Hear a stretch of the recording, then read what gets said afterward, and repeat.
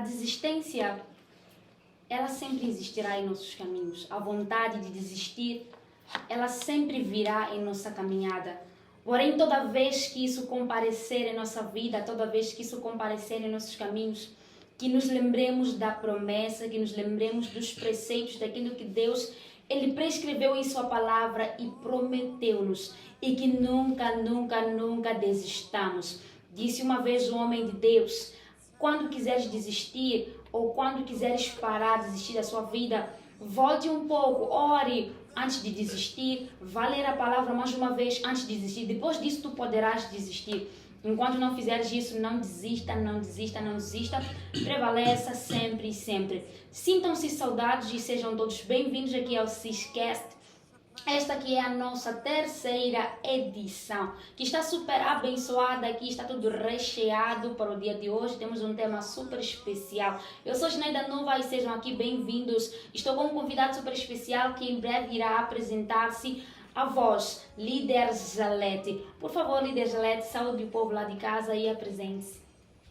Paz e graça, povo de Deus, que o Senhor possa nos abençoar em nome de Jesus. Estamos aqui pela graça de Deus para partilharmos a palavra do Senhor.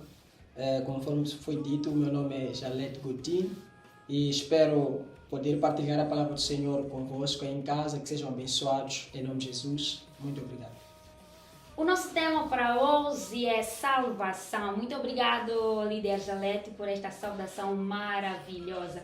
O nosso tema para hoje, como eu dizia, é salvação. Então esteja pronto e de ouvidos abertos para poder ouvir ou esclarecer todas as suas dúvidas relacionadas a esta temática, salvação.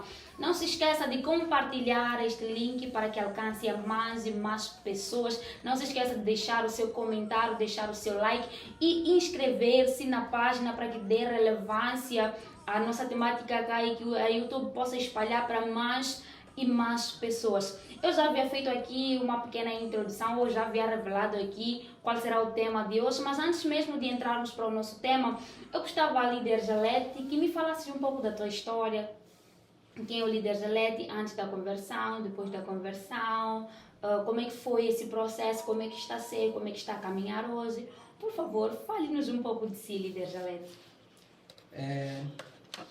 Muito bem, acerca da minha vida, né, da minha experiência, do meu testemunho.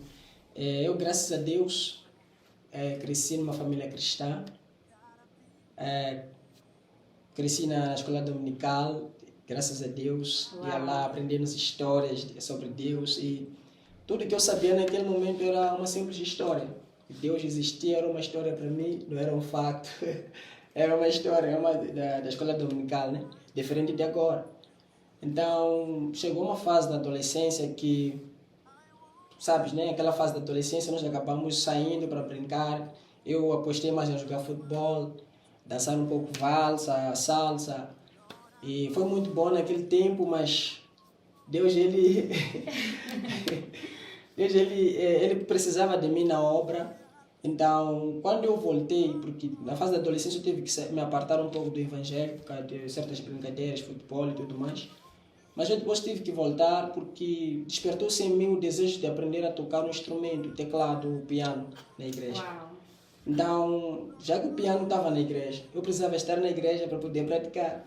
Fora da igreja não tinha como. Então, lá mesmo eu pude aproximar e a igreja porque era piano, na verdade. Então, era o primeiro a chegar e o último a sair.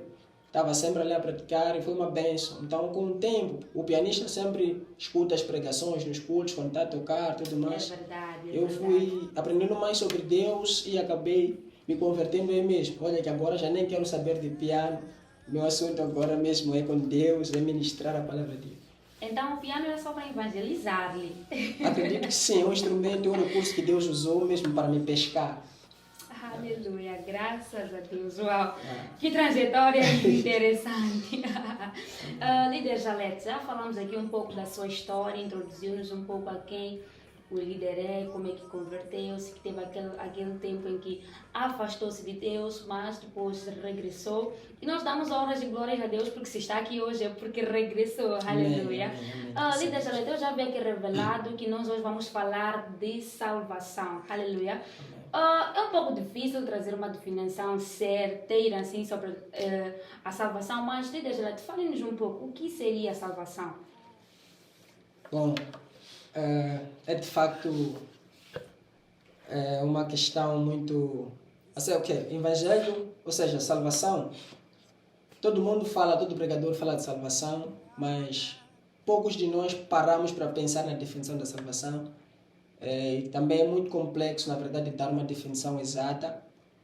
Mas, graças a Deus, enquanto eu estava mesmo a meditar no tema, no impacto da salvação, Deus ele me mostra o homem após o pecado. Então, primeiro nós vimos o homem, quando Deus cria o homem, Adão e Eva, eles estavam lá no jardim do Éden. Então, depois do pecado, o homem adquiriu aquela natureza depravada. O corpo do homem ficou depravado, só tinha inclinação ao pecado, não conseguia fazer mais outra coisa a não ser pecar. Então, o contexto de salvação, para mim, eu posso definir como, primeiro ponto, resgate, sendo esse resgate um milagre. Não é? Eu até traria o contexto de salvação um milagre. Primeiro ponto. Por quê? Porque o homem, estando perdido, não tinha como voltar. Diria que não tinha entendimento sobre Deus para poder voltar. Porque nós nos arrependemos quando sabemos que precisamos voltar, sabemos que estamos errados. No seu erro, o homem estava certo de que estava certo, mas ele estava errado. Não sei se consegues perceber. Desmistifica um pouco aqui para o pessoal lá de casa poder compreender melhor essa questão. Ok. Estou a dizer o seguinte. Quando o homem peca, ele morre espiritualmente. Então, morrendo espiritualmente, sabemos que uma pessoa morta é uma pessoa que já não pensa, já não fala, já não vê nada, já não pode mover-se. Então, praticamente no espírito, o homem ficou assim, morto espiritualmente. Então, tudo aquilo que tinha a ver com Deus já não estava nele, já não estava na mente dele, no espírito dele, porque estava morto. Então, salvação vem como um plano B, um plano de resgate de Deus. Por que eu digo plano B? Porque no plano A, Deus cria o homem para o homem o adorar, e no plano de criação de Deus, não estava lá aquela coisa de que o homem foi criado para pecar. É verdade, é verdade. O homem não foi criado para pecar. Então ele peca contra Deus e fica distante. Ele diz que porque todos pecaram, destituídos foram da glória de Deus. Então, quando ele peca, ele fica distante, Deus já tem que acionar um plano B. Por que eu digo acionar plano B? Porque já existia o plano, na presciência de Deus. Deus já sabe das coisas antes delas acontecerem. É verdade. Tá vendo? Então, antes do homem fazer uma certa coisa, Deus já espera. Ninguém pega Deus de surpresa. Então, antes dessa coisa acontecer, Deus ele já sabe que vai acontecer e ele prepara um plano B. Então, quando o homem cai naquilo, Deus é obrigado a acionar esse outro plano. Porque o homem era incapaz de se salvar, de sair daquela situação, porque salva-se quem está em perigo, salva-se quem está perdido. Então, o homem estava perdido, estava em perigo. Em perigo por quê? Porque na condição em que o homem se encontrava, o que lhe esperava era a morte, o que lhe esperava era o fogo, o que lhe esperava era o inferno.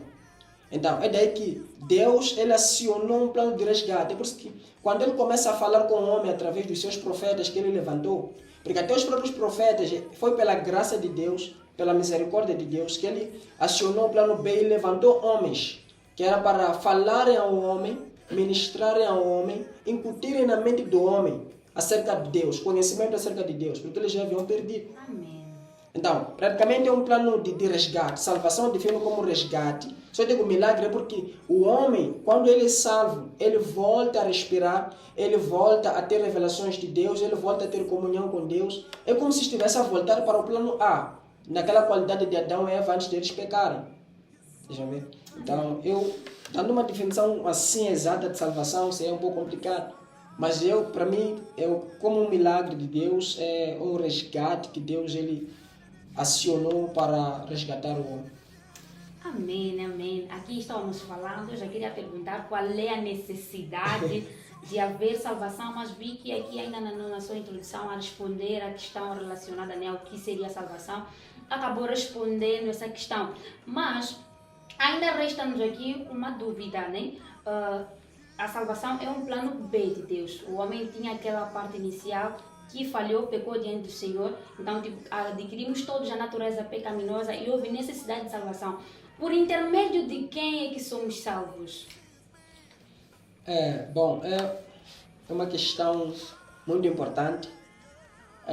A Bíblia diz que não há outro nome, a nenhum outro nome nós seremos salvos, somente o nome de Jesus Cristo. Uau! Então, Jesus Cristo, ele é o único que pode nos salvar. O que acontece? Antigamente, ou seja, primeiro nós temos salvação como herança. A Bíblia diz que, em Hebreus capítulo 1, versículo 14, quando fala dos anjos como espíritos ministradores enviados para ajudar aqueles que hão de herdar a salvação. Uau! Então nós temos a salvação como uma herança também. O homem está aqui na terra e ele necessita de um Salvador. Porque em si mesmo, como eu já vinha dizendo, em si mesmo ele não tem como se salvar. É como um cego que caminha e de repente cai num poço. Primeiro ele é cego e ele tenta se mover, ele percebe que não há saída e nem tem como olhar para cima para ver a luz, para poder traçar um plano, uma ideia de ver se consegue subir para poder sair daquele poço. Então ele fica sem ideia, sem nada. Então, Jesus Cristo, ou seja, Deus, na sua justiça, como a palavra diz, que todos pecaram, destituídos foram da glória de Deus, ou o salário do pecado é a morte. Então, o homem pecou, obrigatoriamente devia morrer. Mas o mesmo Deus que é justo, que deve garantir que essa palavra se cumpra, é misericordioso também. Uau! Então, Deus, na sua misericórdia, ele envia seu Filho. Por que ele envia seu Filho Jesus?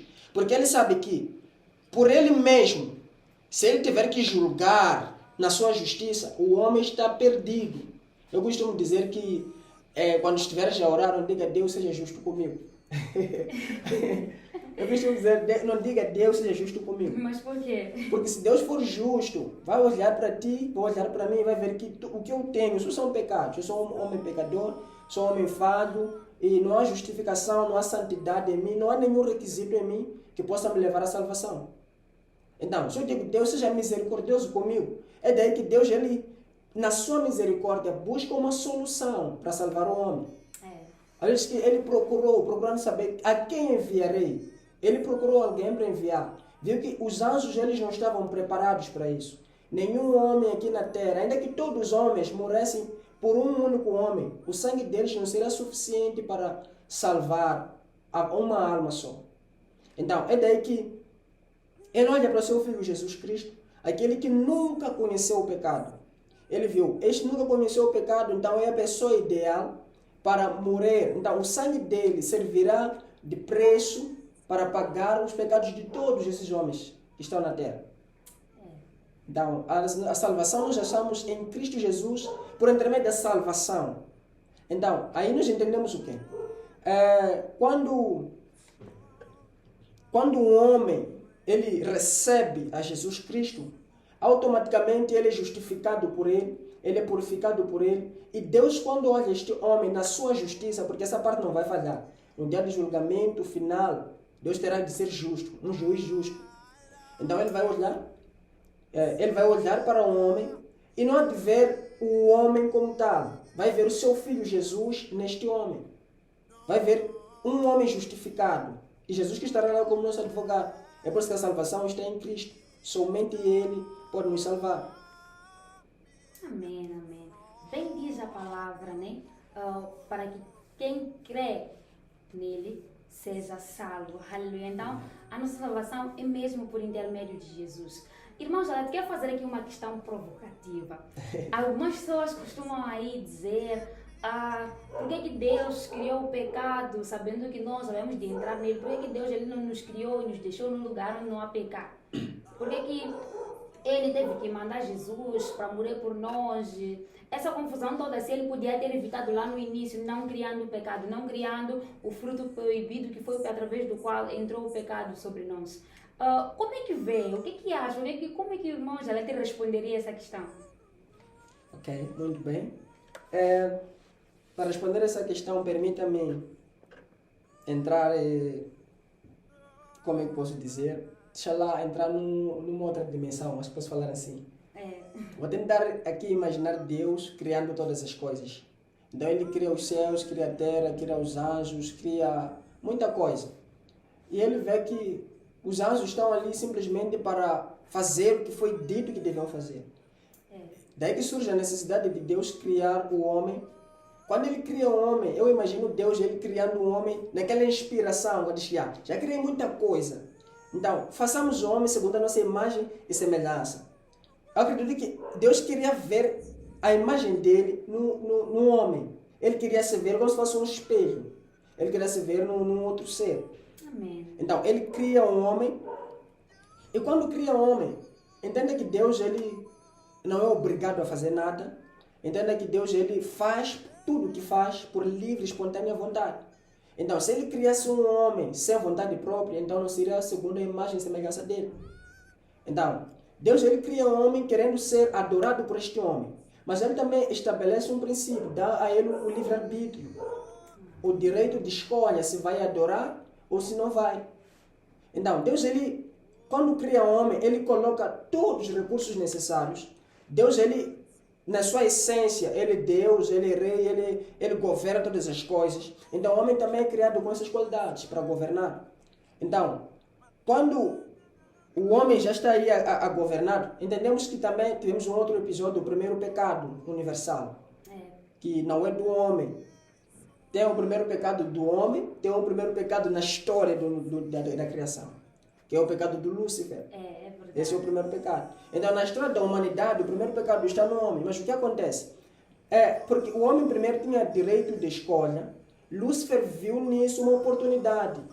Disse que havia uma forma de enganar o homem para ele escolher desobedecer a Deus. E essa desobediência seria a chave ideal para tirar o homem da presença. O que acontece? Todo aquele que está em Deus, ele não pode cair no pecado antes de cair na sugestão do tentador, daquele que vem tentar. Se eu estou em Deus, eu estou protegido. A única forma de Satanás me atacar é me atraindo para fora da presença de Deus. É verdade, é verdade.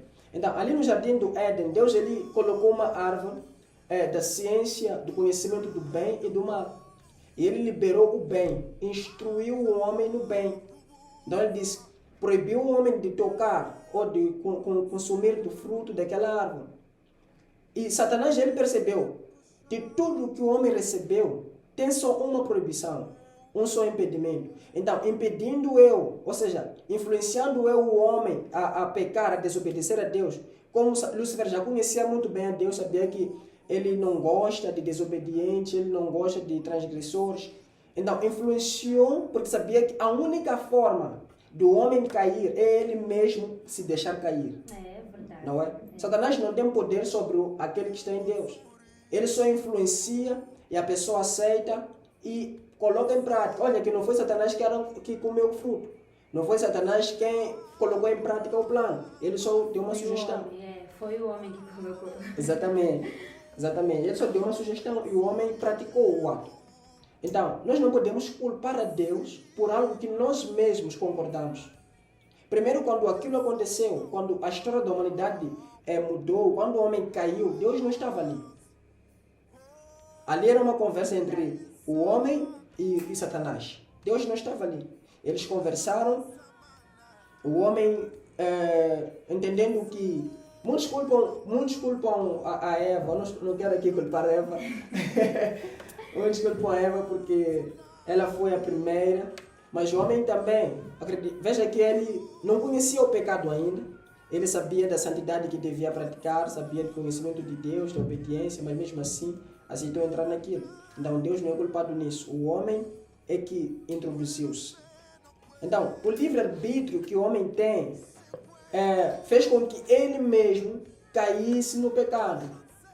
É verdade. Então, não seria justo dizer por que Deus permite isso? Não, é o homem que fez. E Deus ele prova o seu amor na queda do homem. Porque quando o homem ele cai, ele depois tenta se esconder. Quando Deus procura o homem, procura e dá uma oportunidade a ele. Quando pergunta, Adão, o que você fez? Adão, em vez de se desculpar, o Evangelho vem nos ensinar a nos arrependermos, a pedirmos perdão a Deus. Então, Adão, em vez de ele se desculpar, ele começou a dizer, não, é a mulher que o Senhor... Começou a justificar, sem Exatamente. dar muita coisa ali no meio. Exatamente, começou a justificar, é a mulher que o Senhor me deu. Deus perguntou a Eva disse que é a serpente que me enganou. E olha que Deus não perguntou nada da serpente, só amaldiçoou a serpente. Para dizer que não deu oportunidade à serpente, mas deu oportunidade ao homem e à mulher se desculparem. Uau, que profundo. Tá vendo? Eu acredito que se eles tivessem naquele momento pedido perdão a Deus, eu acredito que a história da humanidade seria diferente. Então nós não podemos culpar a Deus por algo que nós mesmos fizemos. Não sei se está a perceber. Estou aqui a perceber a questão, não podemos culpar. Para você que tinha essa questão na sua cabeça, para você que queria, usava isso como desculpa para não adorar, não viver e não seguir os preceitos de Deus, saiba que Deus, Ele criou, deixou lá o fruto proibido para que você tivesse o poder de escolha, para que você não o adorasse por obrigação, mas porque o ama e porque quer. Então adore a Deus, siga a Deus. Não se esqueça também de compartilhar este link para que mais e mais pessoas sejam alcançadas e abençoadas, assim como você está sendo abençoado. Estamos quase aqui a caminhar já para a nossa reta final, mas eu queria fazer uma outra questão que tem muito barulho, muita confusão. Líder Jarlet, a salvação se perde? É possível perder a salvação se hoje eu aceito a Jesus, eu estou em Jesus hoje? É possível amanhã eu perder esta salvação? É uma questão muito polêmica, porém, creio que Deus vai dar graça.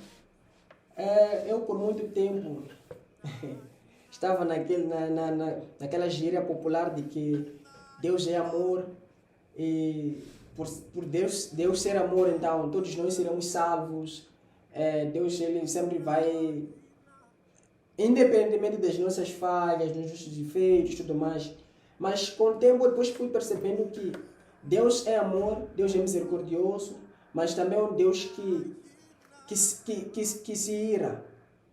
Quando o homem peca, Deus ele não gosta, não um pouco. Nós vimos vários casos em que o povo eleito de Deus, o povo de Israel, saía do Egito para rumo à terra prometida. E Deus, naquele percurso todo, quis destruir todo aquele povo. Mas graças à intercessão de Moisés, Deus acabou voltando atrás. Disse, não, tudo bem. É verdade.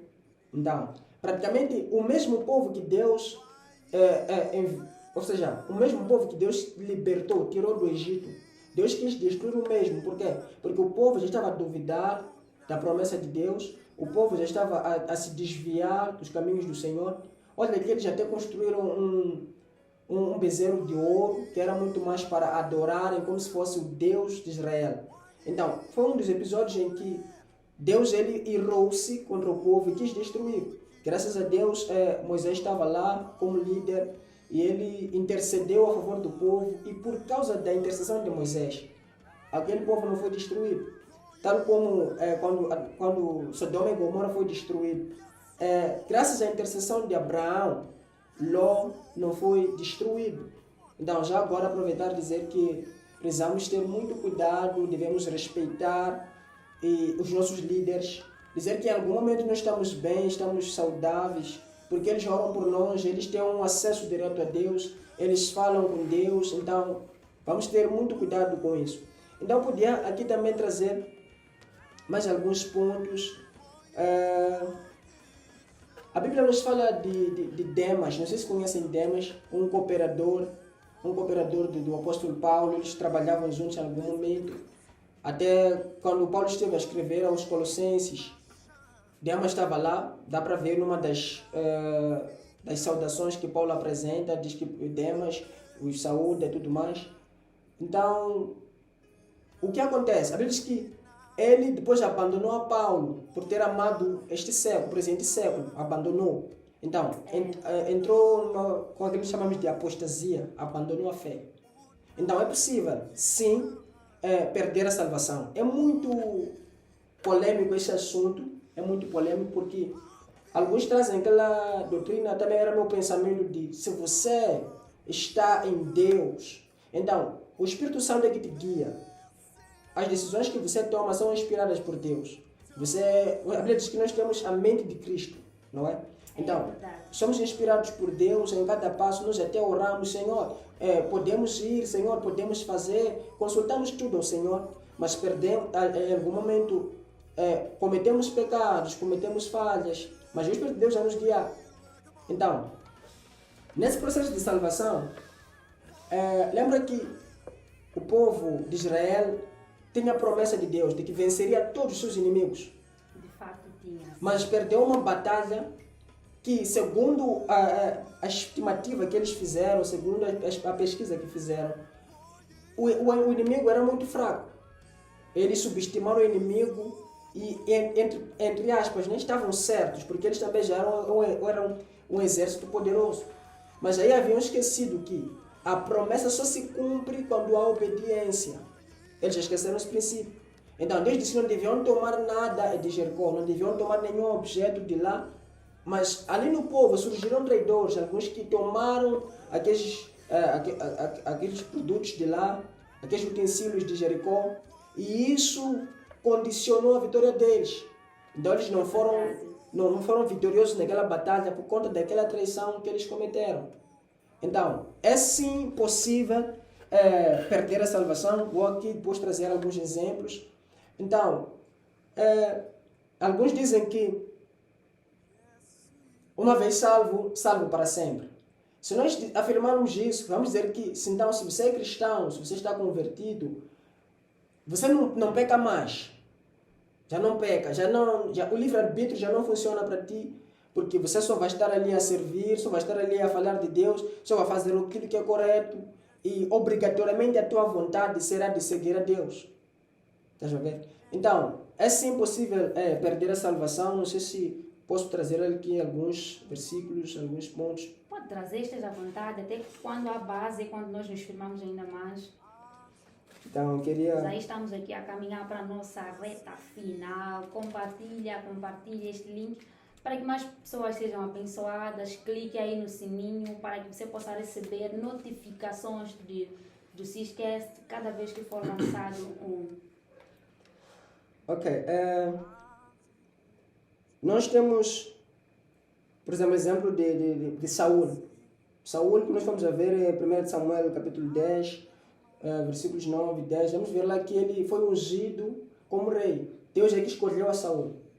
Então, ungiu a ele como rei e depois de um tempo, Deus rejeitou a Saúl por causa da desobediência que ele apresentou diante de Deus.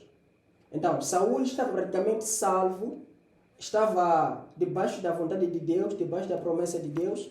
Porém, depois de um tempo, ele desviou-se. Ele orgulhou-se, começou a dizer, eu sou rei, eu mereço aquilo e aquilo. Começou a negar algumas coisas, que se compara a outros reis de fora. Então, nós também temos o caso do rei Salomão, um homem muito sábio, o mais sábio, não se achou um homem tão sábio na terra, nem antes nem depois dele. Pode até parecer um crítico ou estranho que eu vou falar agora, mas a Bíblia diz que Salomão, no fim dos seus dias, ele já adorava falsos deuses. É verdade. Adorava falsos deuses. Mas ele estava salvo, ele tinha o Espírito de Deus, ele fazia a vontade de Deus, mas ele terminou como um adorador de falsos deuses, com tanta sabedoria que ele tinha. Está vendo? É um outro ponto. Temos Judas Iscariotes, é um outro exemplo. Judas Iscariotes, ele foi discípulo do Mestre, discípulo do Senhor Jesus Cristo. Nós vimos em certos episódios, até mesmo em Mateus 10, quando Jesus ele comissiona seus discípulos, ele deu a eles autoridade para expulsarem demônios, curar os enfermos, fazerem tantas coisas. E Judas Iscariotes estava lá, era um dos discípulos. Eu acredito que Jesus Cristo, sendo o Mestre, ele não enviaria uma pessoa qualquer para esse tipo de missão. É verdade, é verdade. Então, depois de um tempo, por amor ao dinheiro, Judas ele traiu a Jesus. Então, mas ele estava salvo. E terminou como? Tirou a sua própria vida. Sabemos nós o que acontece com os que tiram a sua própria vida. E olha que o que fez com que Judas ele não fosse mais salvo, nós não encontraremos Judas no paraíso. Foi, de fato, o fato de ele ter tirado a sua própria vida, não o fato de ter traído a Jesus. Se tivesse traído a Jesus e se arrependido do seu pecado, ele seria salvo. Exatamente. É verdade. Exatamente. Então, é isso. eu falei aqui também acerca de Demas. Vamos ver Colossenses 4, versículo 14. Nós vamos ver aqui aquela saudação que eu falei. Paulo estava a escrever aos Colossenses e mencionou Demas, que estava ali ao seu lado, uma prova de que estavam juntos, mas ele, amando o presente século, acabou deixando. Então, queria só ler aqui um versículo, segunda carta de Pedro. Quero só ler aqui este versículo. Já estamos mesmo na nossa reta final. Compartilhe, clique aí no sininho para que mais e mais pessoas sejam alcançadas cá. Ajude-nos a crescer e a ir avante. Estamos aqui em conversa com o líder Jalete e o nosso tema é salvação. Então, não perca e partilhe para que mais pessoas possam ver, possam acompanhar este ensinamento. Okay.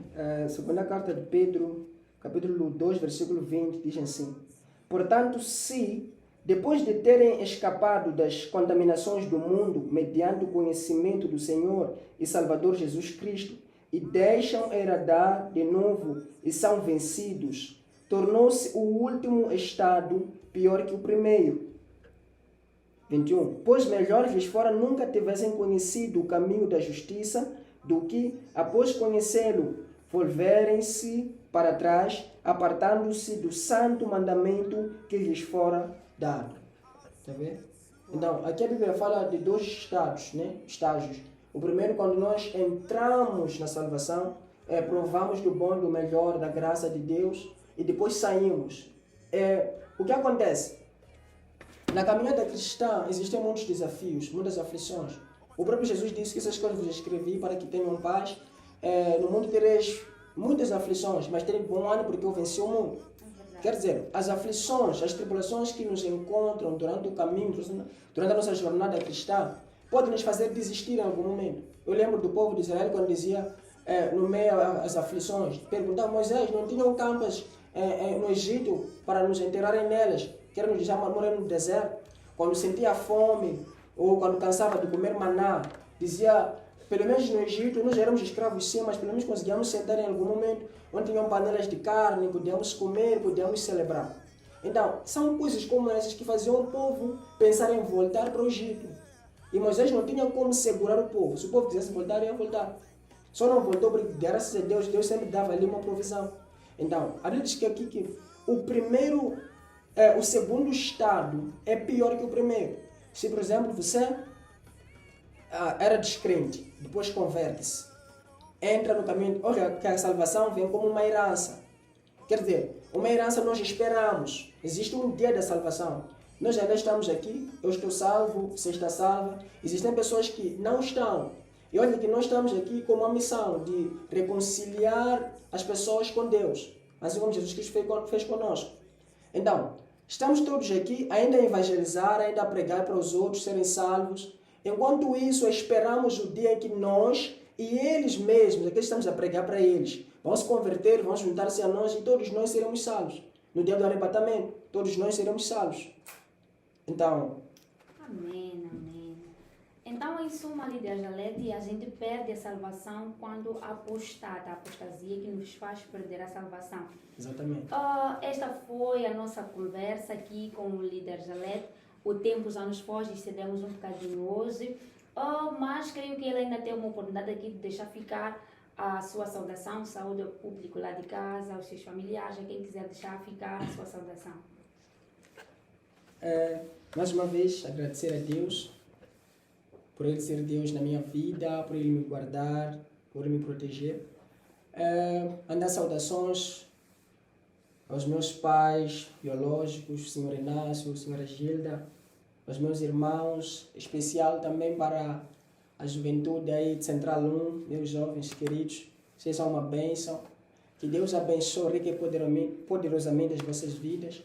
E para todos os irmãos que me assistem, para todos aqueles que estão em Cristo, até aqueles que não estão, o contexto de salvação é urgente, é bom mesmo levarmos a sério o contexto de salvação.